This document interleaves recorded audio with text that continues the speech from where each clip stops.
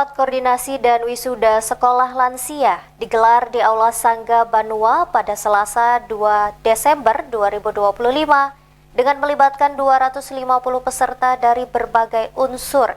Kegiatan yang berlangsung dalam 2 sesi ini menegaskan pentingnya kolaborasi lintas sektor dalam upaya menurunkan stunting sekaligus memberdayakan kelompok lanjut usia atau lansia. Keberkahan dalam setiap langkah. Program Lanjut Usia Berdaya atau SIDAYA yang menekankan pentingnya pemberdayaan lansia untuk mendukung ketahanan keluarga.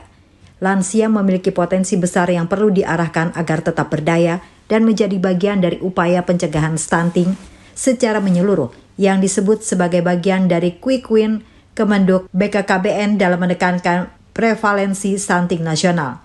Wisuda sekolah lansia yang dibuka secara resmi oleh Wakil Bupati Kota Waringin Barat Suyanto yang menegaskan bahwa stunting bukan hanya persoalan tinggi badan, tetapi berkaitan erat dengan perkembangan kognitif, kecerdasan, produktivitas, serta masa depan generasi bangsa. Pencegahan stunting tidak bisa lagi hanya difokuskan pada remaja, anak, dan ibu, tetapi juga harus melibatkan keluarga secara utuh termasuk kelompok lansia.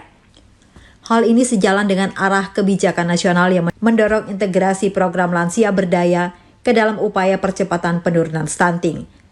Rakor dan wisuda sekolah lansia standar 1 maupun standar 2 menjadi contoh konkret bagi desa dan kelurahan lainnya. Pemberdayaan lansia tidak hanya dilakukan melalui sekolah lansia, tetapi juga harus tercermin dalam kehidupan sehari-hari agar para lansia tetap mandiri, produktif, dan tidak ketergantungan kepada orang lain. Kabupaten Kota Waringin Barat terus memperluas implementasi program SIDAYA dengan membentuk sekolah lansia di berbagai desa dan kelurahan sesuai arah kebijakan nasional. Sekolah lansia ini diharapkan menjadi ruang inovatif bagi kepala desa dan lurah dalam mengembangkan program pemberdayaan yang berkelanjutan. Sebanyak 29 wisudawan sekolah lansia standar 1 dari Desa Malawen dinyatakan lulus setelah mengikuti 12 kali pertemuan dengan materi 7 dimensi lansia tangguh. Program ini menekankan penguatan fisik, sosial, mental, spiritual, serta kemampuan adaptasi lansia dalam kehidupan sehari-hari. Dan 18 wisudawan sekolah lansia standar 2 dari Desa Pasir Panjang yang juga dinyatakan lulus setelah 12 kali pertemuan pada level 40% materi, berfokus pada praktek kemandirian, wirausaha, sesuai kemampuan dan minat masing-masing lansia sebagai bagian dari peningkatan produktivitas.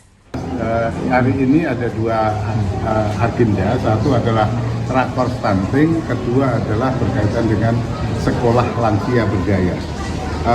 Lansia berdaya ini kemudian setelah sekolah ada yang di tingkat 1 dan tingkat 2, materinya berkaitan dengan 7 dimensi kehidupan untuk lansia, diawali dari spiritualitas yang semakin baik, kemudian bagaimana memberdayakan dirinya untuk tetap produktif dan sehat selalu, itu pasti. Terakhir adalah bagaimana membangun sosial terhadap masyarakat dan lingkungan.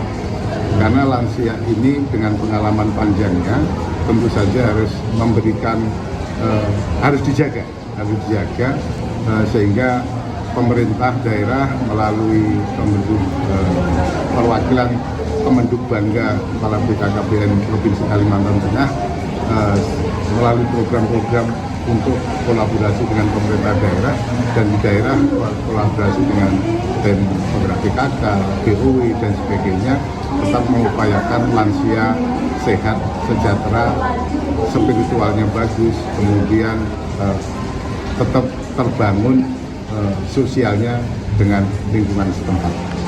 Dari Pangkalan Bun, Rudi Bintoro, Jurnal TV melaporkan.